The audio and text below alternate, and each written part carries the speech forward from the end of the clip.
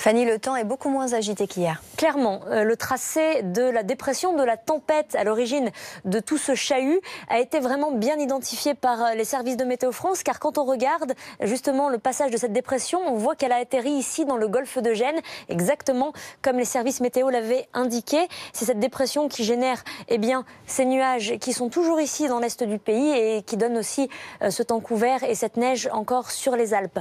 Pour ce qui est de cet après-midi, on va voir arriver de nouvelles pluies sur la façade atlantique, des pluies qui vont rester là toute la journée et même avancer un peu plus loin dans les terres, depuis le Cotentin jusqu'aux Pyrénées, avec un peu de neige sur les Pyrénées, mais très haut en altitude, au-delà de 1600 mètres, voire même 2000 mètres pour la partie Haute-Garonne et Pyrénées-Atlantiques. Et puis encore un peu de neige, mais en atténuation sur le relief alpin. Comme vous le savez, le risque d'avalanche est très présent ici, comme il est tombé énormément de neige, 2 couches successives non stabilisées entre ce week-end et le dernier épisode en date. Donc grande prudence, notamment du côté de la vallée de la Tarentaise, cette vallée intra-alpine qui reste un endroit à risque. Le soleil, il est au milieu, entre les Hauts-de-France, la Méditerranée, mais en Méditerranée, il y a du vent.